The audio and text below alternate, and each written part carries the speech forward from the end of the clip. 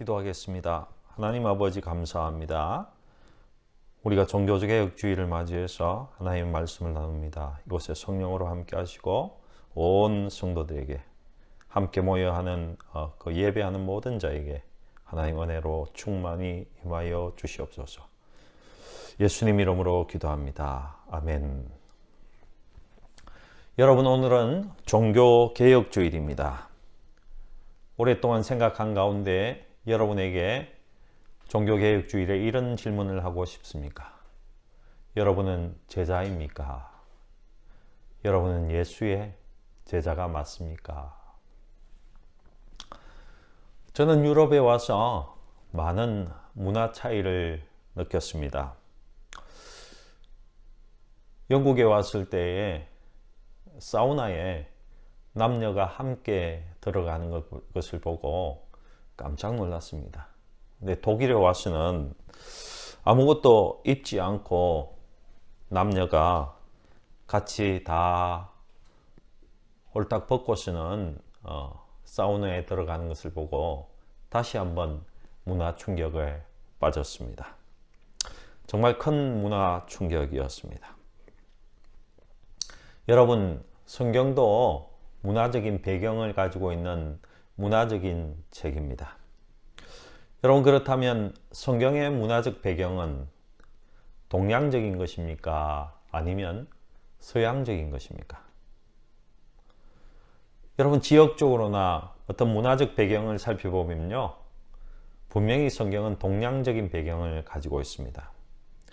그럼에도 불구하고 많은 사람들이 이 성경의 문화적인 배경을 서양적인 것으로 바꾸어 생각했기 때문에 성경을 잘 이해하지 못하는, 바르게 이해하지 못하는 경우가 많이 있었습니다. 왜냐하면 이스라엘에서 시작된 복음이 먼저 유럽, 서양을 통해서 먼저 전해졌고, 또한 그 서양의 선교사님들이 우리 한국, 동양에 전해줬기 때문에 많은 사람들이 생각하기를 기독교는 서양적인 배경을 가졌다라고 착각을 합니다. 여러분, 전혀 그렇지 않습니다. 예수님이 태어나신 곳은 동양이었습니다. 여러분, 왜 제가 이런 말을 합니까? 동양적인 배경을 가지고, 문화적인 배경을 가지고 성경을 보면 훨씬 더 성경을 잘 이해할 수 있기 때문입니다.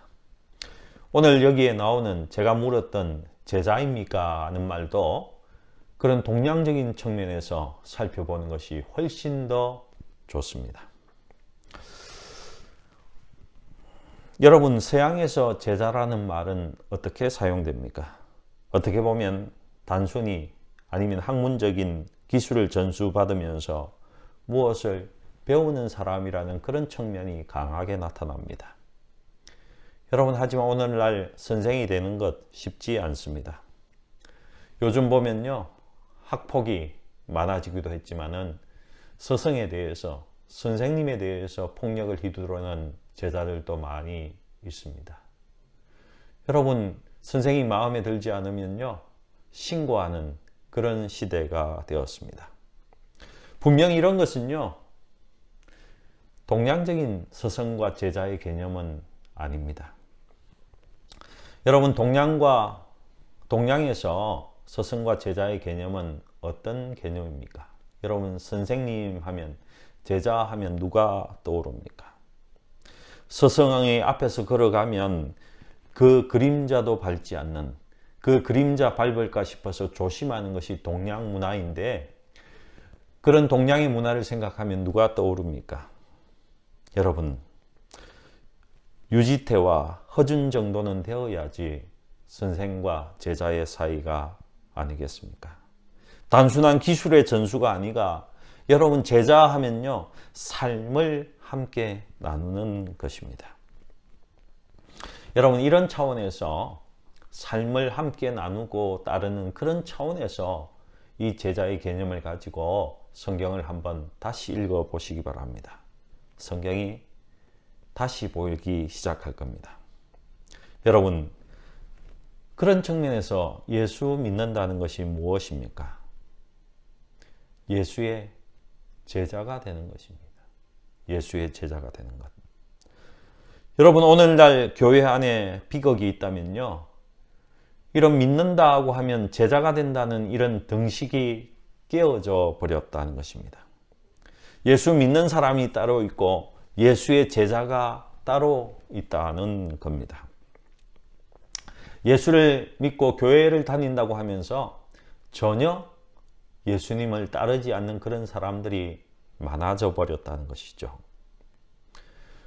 저는 때로 우리 교인들을 생각하면서 잠을 이루지 못할 때가 있습니다. 당신 구원받았습니까? 예수 믿습니까? 하면 손은 번쩍 드는데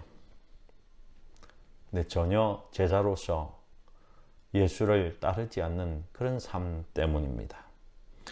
예수님과 같은 생각도 하지 않고 예수님이 말하는 것처럼 말도 하지 않고 더 나아가서 예수의 말씀에 전혀 순종하지 않는 그런 모습 때문에 저는 굉장히 기도가 됩니다.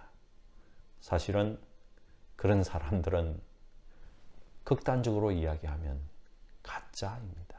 가짜. 오늘 저는 두 가지 질문을 던지면서 말씀을 나누고자 합니다. 당신은 제자입니까? 이 질문이 가장 명확한 질문이지만은 그에 먼저 앞서서 당신은 믿는 사람입니까? 당신은 예수님을 마음에 모셨습니까? 여러분, 이 질문에 yes라고 대답했다면 여러분 이 질문에 대답하셔야 됩니다. 당신은 예수의 제자입니까? 예수님의 참 제자입니까? 저는 오늘 어떻게 가짜가 아닌 예수님이 말씀하시는 참 제자, 정말 믿는 자가 될까? 오늘 본문을 통해서 알아보려고 합니다. 오늘 본문은요, 우리가 잘 알고 있는 말씀입니다. 베드로가 예수님의 말씀에 순종해서 기적적으로 고기를 엄청나게 많이 잡은 그 사건을 기록하고 있습니다. 그러나 여러분, 이 본문을 단순히 베드로가 주의 말씀에 순종했더니까 왕창 고기를 잡았다, 이런 사건으로 이해한다면요, 100% 이해하지 못한 것이 됩니다. 여러분, 오늘 본문을 자세히 살펴보십시오. 이 본문은요, 베드로에게 초점을 맞추어져 있습니다. 먼저 4절을 보시면요, 말씀을 마치시고 시몬에게 이르시되 깊은 데로 가서 그물을 내려 고기를 잡으라고 하십니다. 누구에게요? 시몬에게. 오늘 깊은 데로 가서 고기를 잡으라는 것은요, 시몬에게 내려진 명령이었습니다. 먼저 제자 시몬에게 포인트를 맞추고 있다는 것입니다. 오늘 본문 모든 사건이 다 그렇습니다. 여러분, 지금 예수님은 아주 평범한 한 사람을 불러서 예수님의 제자로 만드시는 과정을 오늘 본문을 통해서 잘 보여주고 있습니다. 어떻게 한 평범한 사람이 예수의 제자가 되는가? 이것이 오늘 본문이 말하고자 하는 첫 번째 이야기입니다. 두 번째로 우리가 발견해야 할 것은요, 눈여겨보아야 할 것은 베드로가 이 기적을 통해서 예수님이 누군가를 발견했다는 것입니다. 그와 동시에 자신은 누구인가를 정확히 발견했다는 것을 여러분 눈여겨보시기 바랍니다. 어떻게 제자가 될 수 있습니까? 하나님이 누구신가를 정확히 발견함과 동시에 나 자신이 누구인가를 정확히 알 때에 예수의 제자가 될 수 있다는 것입니다. 세 번째로 우리가 본문을 통해 주목해야 할 점은요, 예수님과 자신에 대해서 정확히 발견한 다음에 그 사람의 삶의 모습, 특별히 직업이 완전히 바뀌어 버렸다는 것입니다. 예수님을 만난 자, 예수님을 정말로 믿게 되면요, 변화가 있다는 것입니다.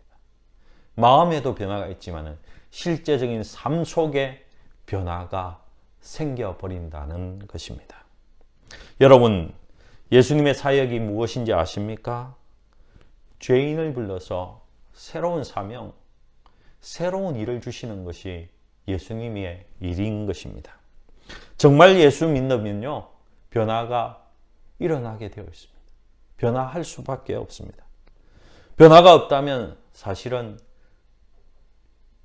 예수 믿는 것이 아닙니다.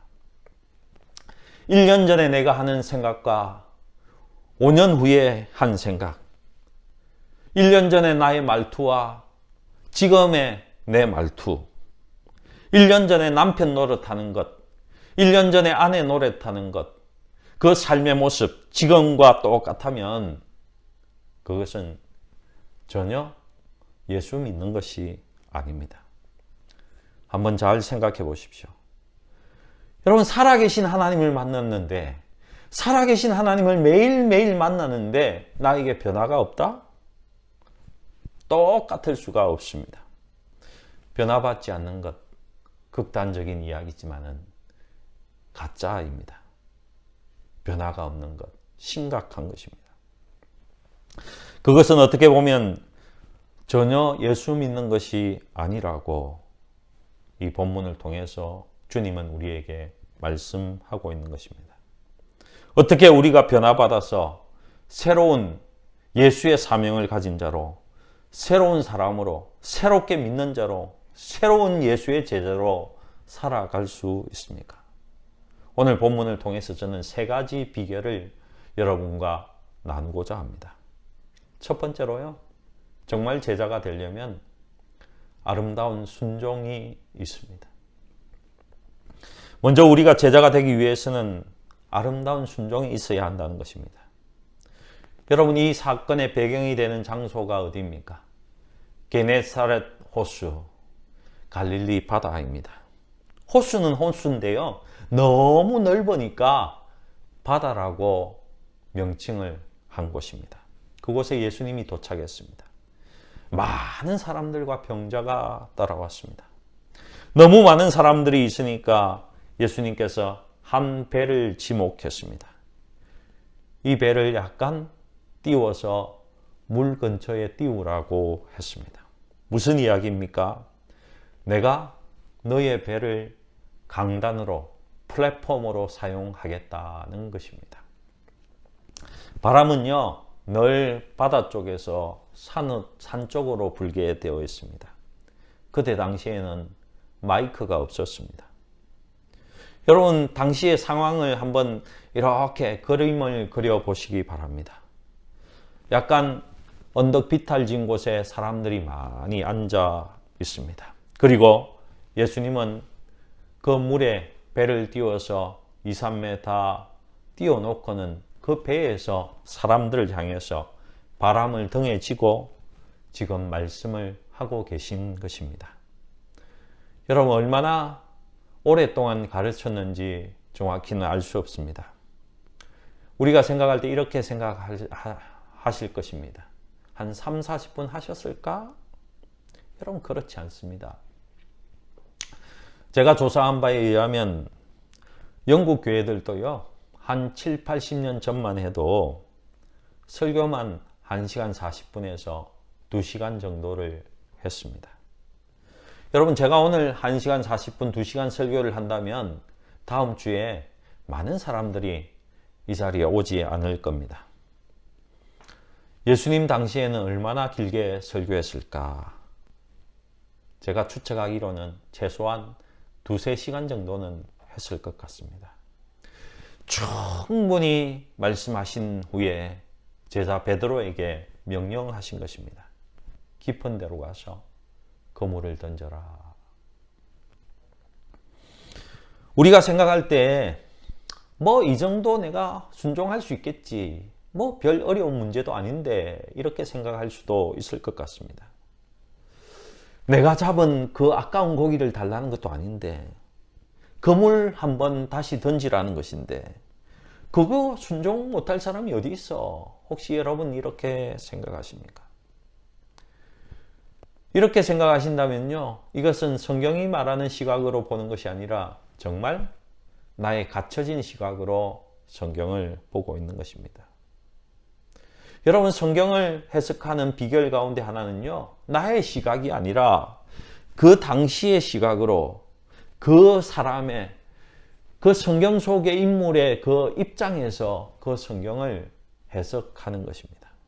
우리 당시로 한번 돌아가 보십시다. 이 명령은 꽤나 어려운, 순종하기 어려운 명령이었습니다. 시간적으로 정말 어려웠습니다. 이때는 밤이 아니고 낮이었습니다. 여러분, 대개 낚시를 좋아하는 사람들이 언제 갑니까? 밤 낚시를 좋아합니다. 깊은 바다에 가서 고기를 잡는 사람들요, 대부분 밤에 낚시를 갑니다. 밤에 나가서 고기를 잡고요, 새벽에 돌아온다는 것입니다. 그리고 도저히 지금은 어부의 상식으로는요, 그때는 고기가 잡힐 시간이 아니라는 것입니다.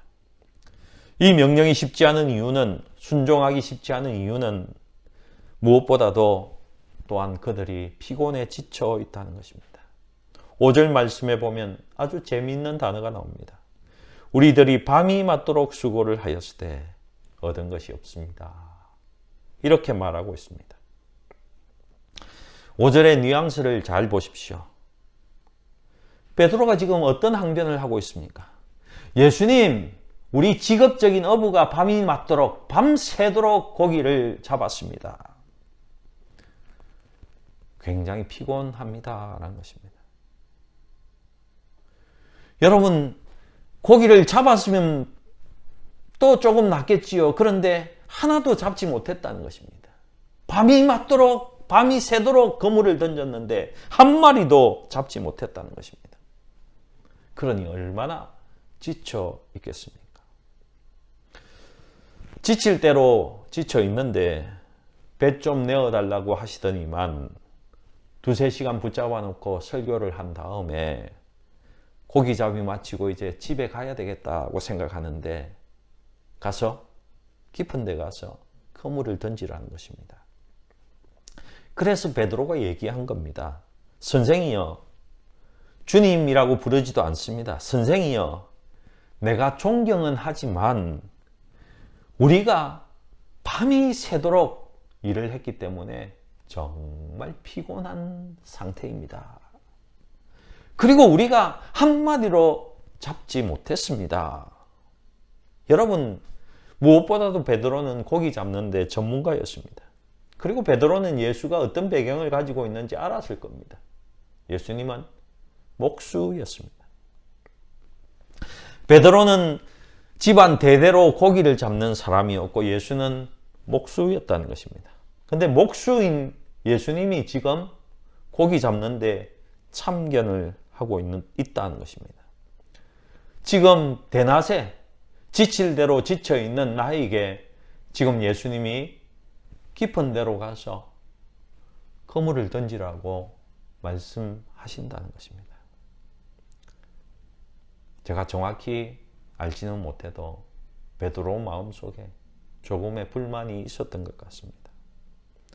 그는 도저히 상식적으로 그의 직업적인 관점에서 이해가 되지 않았습니다. 순종하기 어려운 이유가 2절에도 있습니다. 호숫가에 두 배가 있는 것을 보시니 어부들은 배에서 나와서 그물을 씻더라. 그물 씻고 있었습니다. 그물을 다 씻어 놓았습니다. 아침에 고기잡이를 마친 어부가 무엇부터 합니까? 잡은 고기를 다 꺼내 놓고는요, 그물을 하나하나 다 다시 씻어 놓습니다. 그래야 나중에 그물을 확 던질 때에 그 그물이 확 퍼져서 고기를 잘 잡을 수 있거든요. 고기 많이 잡았으면 모르겠는데 한 마리도 잡지 못하고 지금 그물을 다 씻어 놓은 상태에 힘없이 다 그물을 잘 접어 놓은 상태였습니다. 여러분, 그렇잖아요. 여러분이 어떤 일을 지금 맡아서 하고 있는데 누군가가 와서 이래라 저래라 하면 여러분 기분이 좋습니까? 기분 좋지 않습니다. 고기 잡느라 배 위에 있는데 예수님이 오시더니만 뭐라고 합니까? 야, 왼쪽에 한 번 더 던져라. 이렇게 하면 여러분은 순종할 수 있겠습니까? 이것도 어렵다는 것입니다. 그런데 이미 일 다 끝내놓고 그물 다 씻어놓고 이제 집에 쉬러 가려고 하는데 다시 시작하라는 겁니다. 여러분 순종할 수 있겠습니까? 정말 어렵습니다. 여러분 그런데 이것 아십니까? 하나님은요 우리에게 늘 보면 순종하기 어려운 것을 순종하라고 하십니다. 여러분 하나님께 순종하는 것이 그렇습니다. 이 지혜 맞거나 내 마음에 절반만이라도 내 마음에 들면요 순종하기가 괜찮습니다. 아 뭔가 될 것 같아. 이러면 뭔가 되지 라고 생각이 반만 들어도 베드로가 순종하기 쉬웠을 것입니다. 그런데 전혀 내 마음에 맞지 않습니다. 내 전문가적인 의견에도 이 의견이 절대로 맞지 않습니다. 상식과 이치와 사리에도 전혀 맞지 않습니다. 여러분 과학적으로도 맞지 않아요. 이런 것을 순종하라니까 어려운 겁니다. 여러분 얼마나 어렵습니까? 그러나 여러분 성경이 무엇라고 말씀하십니까? 그럴 때 순종하는 것이 순종이요 믿음이라고 우리에게 말씀하고 있습니다. 다시 5절을 보십시오. 시몬이 대답하여 가로되 선생이여 우리들이 밤이 맞도록 수고를 하였으되 얻은 것이 없지만은 말씀에 의지하여 내가 그물을 내리리이다. 여러분 베드로가 어떻게 이 어려운 일을 순종할 수 있었습니까? 설교에 은혜 받았습니까? 예, 그것도 있는 것 같습니다. 은혜 받았습니다. 하지만 예수께서 깊은 데로 가서 그물을 던지라고 하신 말씀을 사실은 무슨 일이 일어날까 믿지는 않은 것 같아요. 나중에 회개하는 것을 보면 알 수 있습니다. 회개하는 것을 보면. 아마 예수님이 뭘 모르시는구나. 목수가 어떻게 알겠어? 그는 기대하지 않았습니다. 그러나 베드로는 말씀에 의지해서 고기가 잡힐 것 같지 않았지만 나가서 그물을 던졌습니다. 여러분 이것이 제자입니다. 이것이 제자입니다. 여러분은 예수의 제자, 참 제자가 되기 원하십니까? 그렇다면 여러분에게 들려온 말씀, 여러분이 깨달아진 말씀, 그 말씀이 여러분의 경험과 이치에 맞지 않아도 그 말씀에 순종할 수 있기를 주님의 이름으로 축복합니다. 사랑하는 성도 여러분, 그리고 우리가 하나님의 말씀에 순종할 때 그렇게 하면 이런 결과를 가져올 수 있지요? 라고 묻지 마시기 바랍니다. 그냥 말씀하시고 나를 인도하고 계신 그 하나님을 바라보면서 그냥 순종하시기 바랍니다.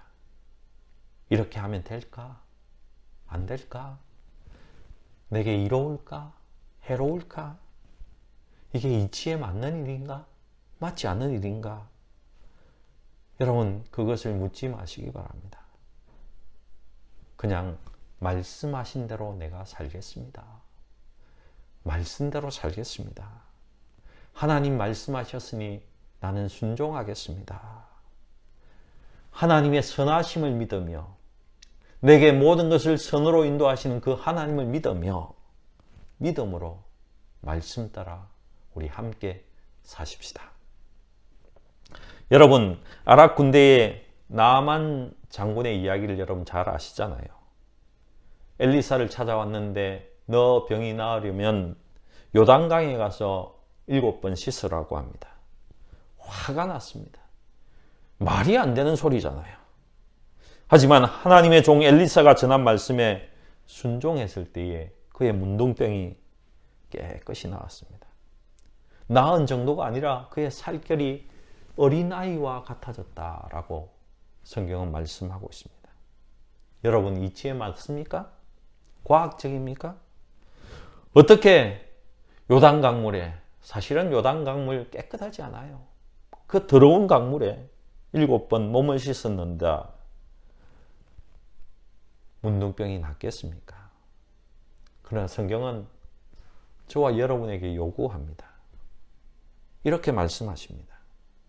우리의 상식과 이치에 맞지 않더라도, 과학적이 아닐지라도 하나님이 말씀하시면 순종하라고 말씀하고 있습니다. 그 말씀대로 살자라고 우리를 이끌고 계십니다. 이것이 믿음이요, 이것이 순종인 것입니다. 오늘날 많은 사람들이 교회에 다닙니다. 하지만 예수의 제자가 되지 못합니다. 순종이 없기 때문에. 말씀을 읽고 들었습니다. 그러나 사는 것 바라보면요, 내 경험대로 살아갑니다. 내 이치에 맞게 살아갑니다. 하나님의 말씀대로 살아가는 자, 하나님의 말씀대로 순종하는 것이 적다는 것이 오늘날 교회의 문제라는 것입니다. 오늘 본문에서 베드로가 순종했더니 어떻게 되었습니까? 놀라운 결과를 얻었습니다. 6절과 7절입니다. 그런즉 고기를 애운 것이 심이 많아 그물이 찢어지는지라. 이에 다른 배에 있는 동물을 손짓하여 와서 도와달라 하니 저희가 와서 2배의 체험에 잠기게 되었더라. 세 가지를 이야기하고 있습니다. 순종했더니 그물이 어떻게 되었습니까? 찢어지고 있었습니다. 툭툭툭 끊어지는 소리가 들렸다는 겁니다. 너무 당황해서 옆에 있는 배를 막 불렀습니다. 동물을 불렀습니다. 그리고 2배의 고기를 나누어 실었더니 그물이 다행히 찢어지지는 않고 그 다음에는 어떤 일이 생겼습니까? 배가 가라앉았다는 것입니다. 거의 잠기게 되었더라. 여러분, 이 말씀이 사실인 줄 여러분 믿으십니까? 우리에게도 순종할 때에 이와 같은 축복이 임하기를 주님의 이름으로 기도합니다. 두 번째로요, 중요한 것은 우리에게 아름다운 회개가 있어야 합니다. 제자가 되기 위해서 필수 요건은요, 아름다운 회개라는 것입니다. 여러분, 이 기적을 보고 베드로의 반응이 어땠습니까? 아, 정말 좋구나. 춤을 추었습니까? 고기 많이 잡았다고 난리를 쳤습니까? 이제 내가 대박 쳤다고 기뻐했습니까? 8절을 보십시오. 시몬 베드로가 이를 보고 예수의 무릎 아래 엎드려 가로되 주여 나를 떠나소서 나는 죄인이로소이다 하니. 두 가지를 이야기하고 있는데요. 하나는 나를 떠나달라는 겁니다. 당신과 함께 할 수 있는 자가 아니라는 것입니다. 두 번째로 말한 것이 나는 죄인이라는 것입니다. 그가 무슨 죄를 지었습니까? 어젯밤 고기잡이 하는데 한 마리도 잡지 못해서 다른 배에서 몇 마리를 훔친 죄를 지었습니까? 그런 죄를 지은 것이 아닙니다.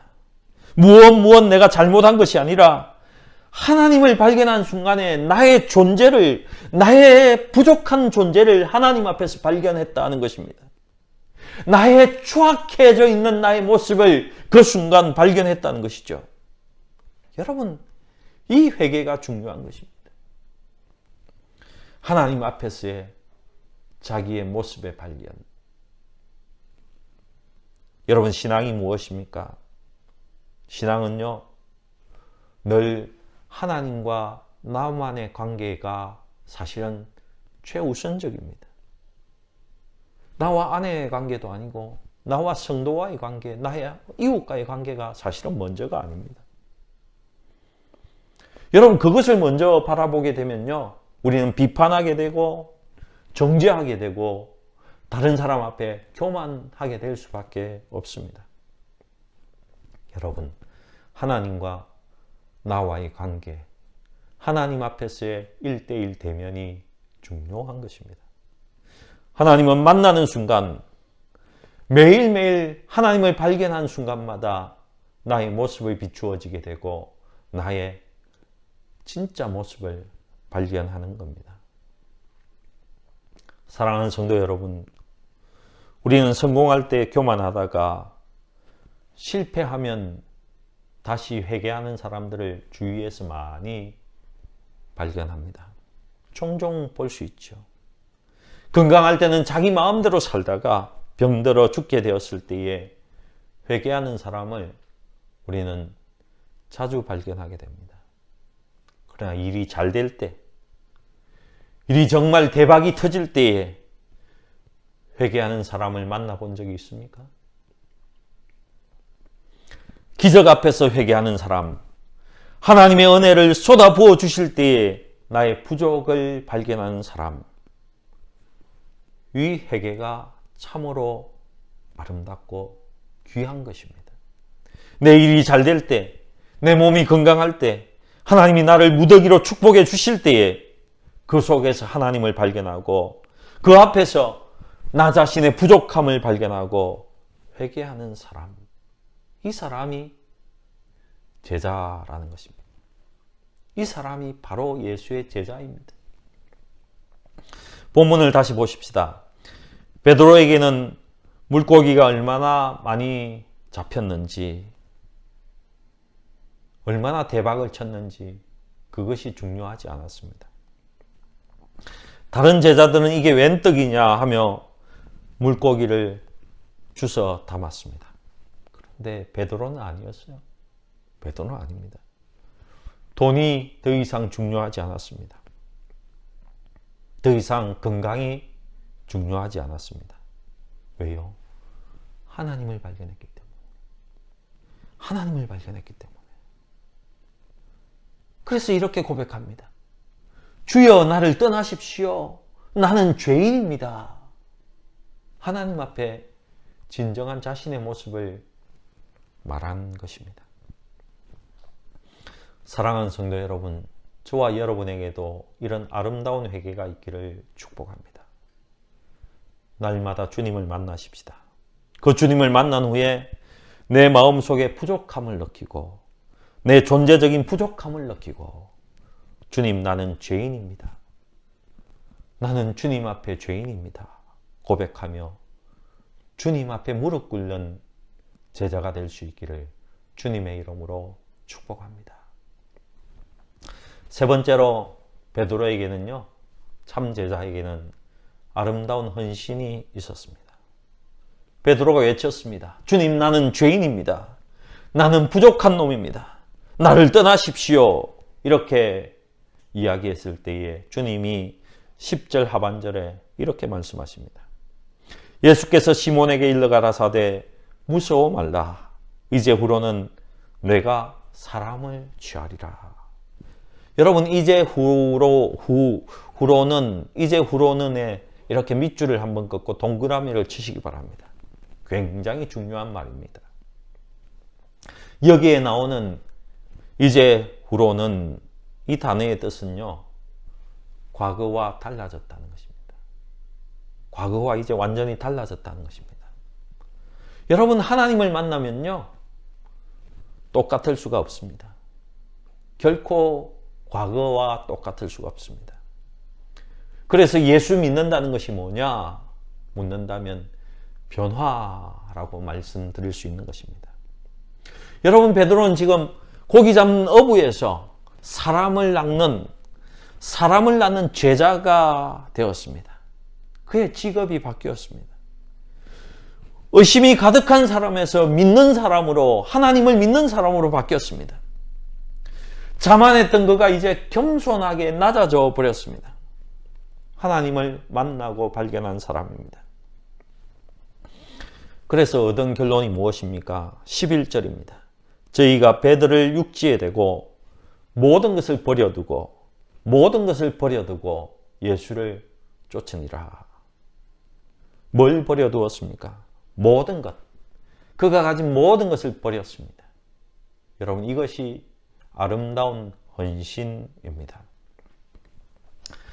여러분 예수 안에서 예수를 믿음으로 참 하늘나라를 발견한 사람들의 모습입니다.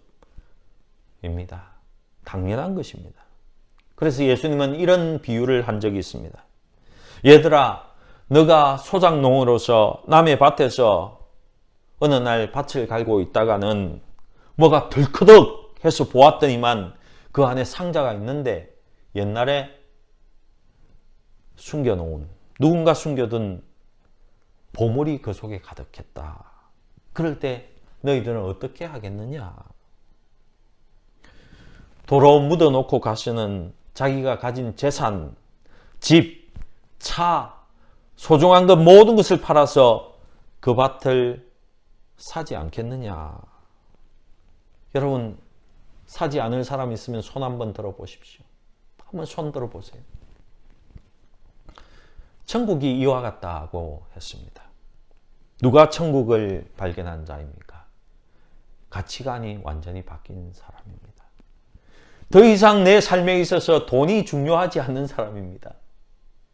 돈이 중요하지 않는 사람.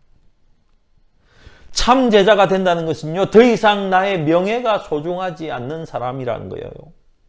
세상의 건강과 장수가 나에게, 돈이 그렇게 나에게 문제가 되지 않는다는 것입니다. 참으로 문제로 다가오는 것은 하나님 당신이요, 하나님 나라요, 하나님의 의가, 하나님의 공의가 나에게 가장 소중한 것으로 다가온다는 것입니다. 여러분, 이것이 변화받은 사람입니다. 이러한 헌신이 있는 사람이 제자입니다. 예수의 제자입니다. 어떤 선교사로 헌신한 청년의 이야기입니다. 이 청년은요, 직장 생활을 하면서 3년 후에 선교사로 나가기로 약속한 사람이었습니다.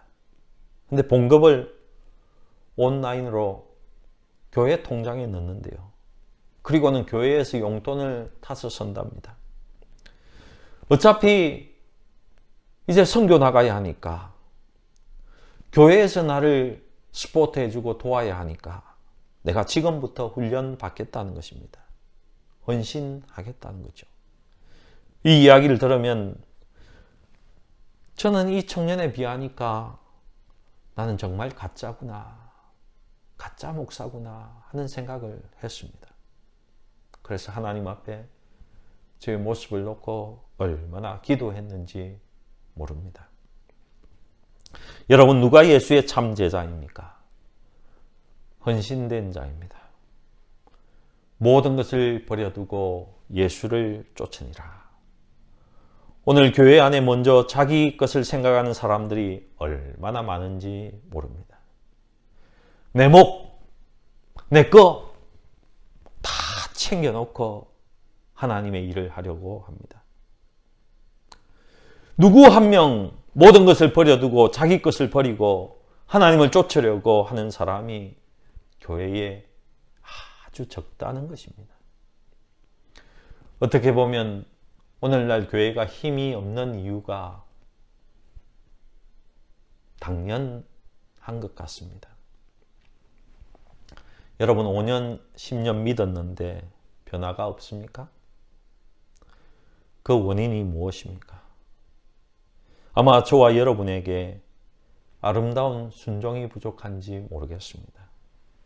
아니면 아름다운 회개와 헌신이 부족한지도 모릅니다. 오늘 이 말씀이 저와 여러분에게 도전이 되고 축복의 말씀이 되기를 주님의 이름으로 축복합니다. 기도하겠습니다. 전능하신 하나님, 이 종교개혁주일에 우리가 예수의 참 제자가 되게 하시고 예수의 참 제자가 모인 하나님의 교회가 될 수 있도록 인도하여 주시옵소서. 감사드리며 우리 구주 예수님의 이름으로 기도합니다. 아멘.